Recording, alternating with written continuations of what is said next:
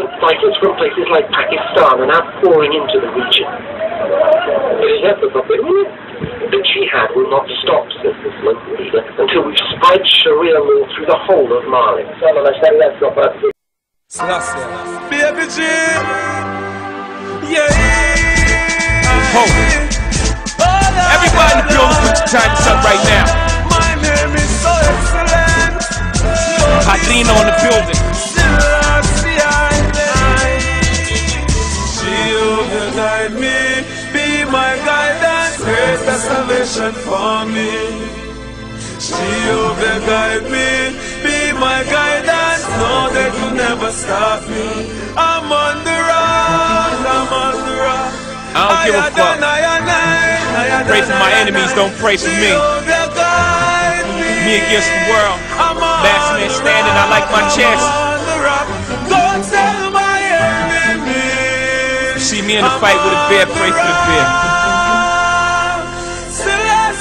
I hold this shit down by myself if I got to, group. We all we got. Shalom Rastafari. Ene Ras Yadinos Tefari name Wyndham Yadom. And firstly I want to give thanks to Wyndham Manley. Wyndham Manley, give thanks for the text that you sent concerning what's going on in Timbuktu.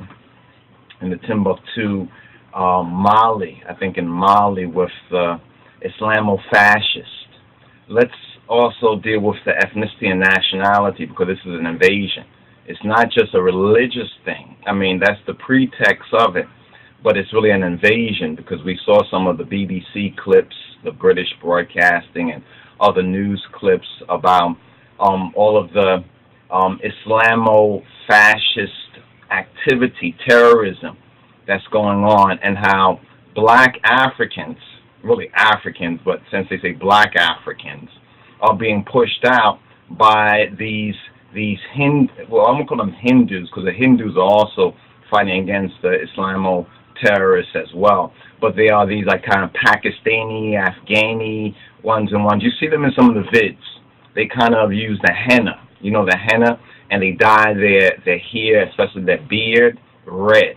This doesn't have anything to do with really so-called Islam proper, or the teachings of their prophet Mahmud, but it more has to do with their own traditions that they have interwoven into the so-called Islamic culture. Now, let's also recognize that what's going on in Islam, in a very interesting way, is similar to what has gone on in Christianity, and what is similar to what has gone on in so-called Judaism. Now, what do I mean by that? I mean that there is a whitewashing. It's white supremacy. Behind white supremacy is Satan Diablos, the devil. The devil will use whoever, but he's right now and has used the Gentile world dominion. And we know this prophetically. We're under the Gentile world dominion, otherwise known as white supremacy. So when we look at these incidences, such as the one that you text us about, where in Timbuktu in the Mali region, there's these Islamo-Fascists, these terrorists, right? These Mohammedan, and the fighters from places like Pakistan are now pouring into the region. The jihad will not stop, says this local leader, until we've spread Sharia law through the whole of Mali. The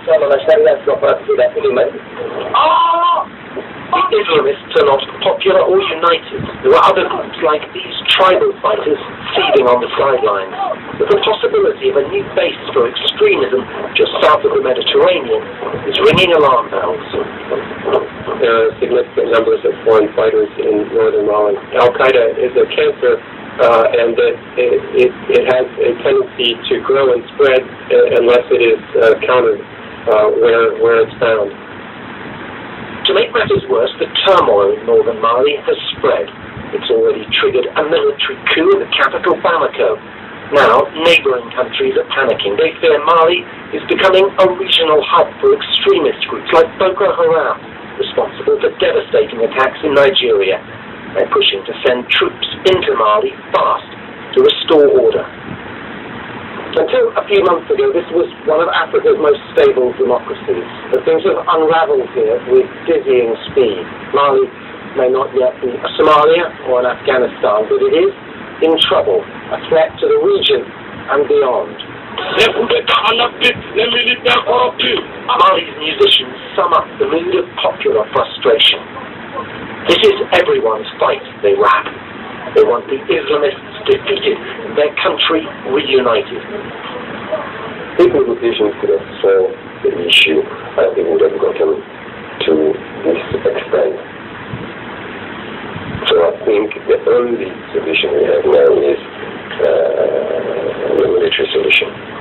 In the meantime, more families are escaping from the chaos in places like Timbuktu. It's sad, very sad, says his father. He's one of some 300,000 people forced to flee their homes here as an African success story implodes. Andrew Harding, BBC News, Mali. News just coming in.